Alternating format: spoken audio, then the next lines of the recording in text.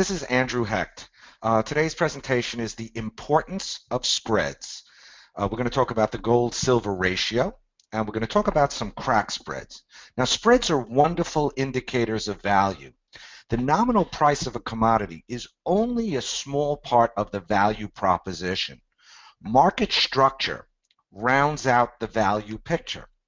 Today, we're going to take a look at two types of market structure spreads: intercommodity or substitution spreads in precious metals, and a processing spread in energy.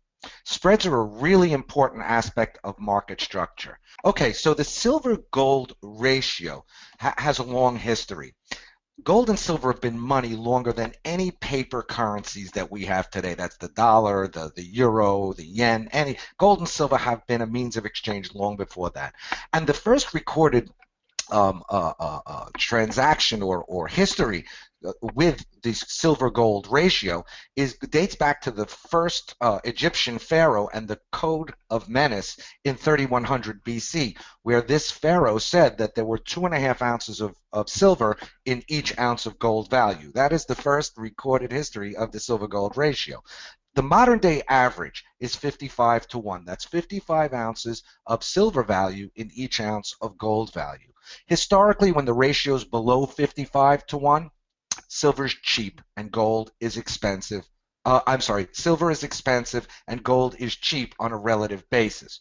When the ratio is above 55 ounces of silver value in each ounce of gold value, when it is above, silver is cheap and gold is expensive on a relative value basis. Now, the highs historically, in modern times, has been 99 to 1, or 99 ounces of silver value in each ounce of gold value. And that dates back to February 1991, when gold was only $371 an ounce and silver was about $375 an ounce. And the lows date back to the Hunt brothers days of October 79, when the Hunt brothers tried to corner the silver market. Gold was $534.50 an ounce. Silver was $34.50 an ounce. So that was 15.5 to 1. History tends to repeat itself. The ratio tends to trade higher during bear markets in precious metals and lower during bull markets. In other words, below 55 to 1 during bull markets, above 55 to 1 during bear markets, but not always during big extensions, as we saw in 1980 and 2011. Right now, we're seeing a divergence.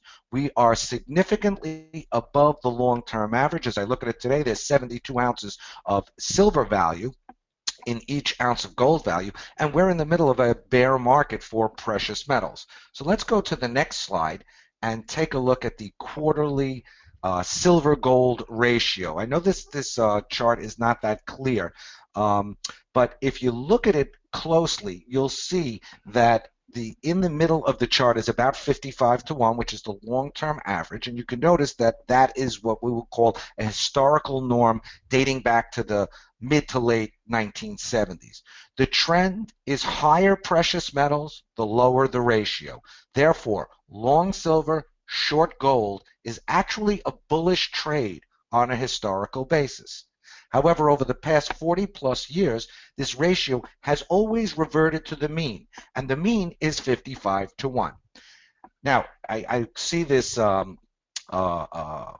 formation here, and it looks a little bit like a head and shoulders for you technicians out there on the quarterly chart, but we are significantly today above the 55 to 1 on a long-term in the current market. And 55 to 1 again is the mean.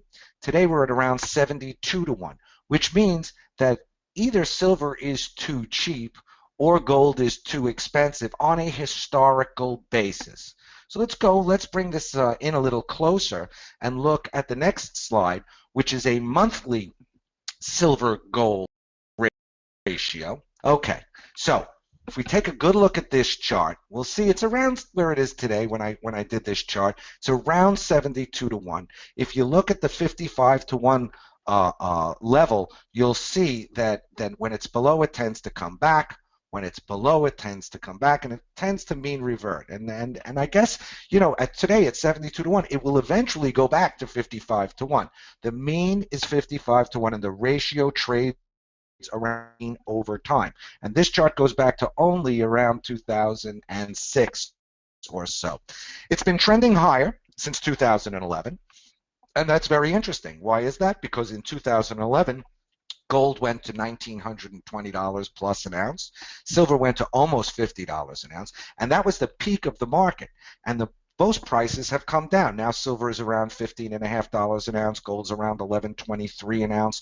So it has been a bear market in precious metals, and as you can see, the ratio has moved higher.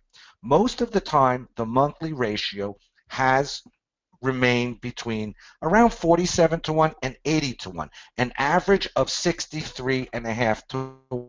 So today at 72 to 1, it is still high, which is telling us that either silver is too cheap or gold is too expensive on a relative value basis, reversion to mean basis. Let's go to the next chart, which is a weekly chart. And we can see on there, this is a shorter term capsule of what's going on here. And we can see kind of the bull market in the ratio and the bear market in the gold and silver markets, the precious metal markets. And we could see that, from October 2012, we have moved progressively higher, making higher highs and higher lows in the ratio. Precious metals have been in a bear market throughout this period. Now, on a long-term historical basis, the weekly chart, this weekly chart is at around a little bit higher than where it is now. It's down to 72 to 1, but either silver is cheap or gold expensive on a relative historical basis. And a good target for a mean reversion trade would be around 63 to 1 to take profits on that. And in order to do this trade, one would have to go long silver and short gold on a spread. On spread, long silver, same number of dollars, short gold, same number of dollars on spread. So let's go to the next slide.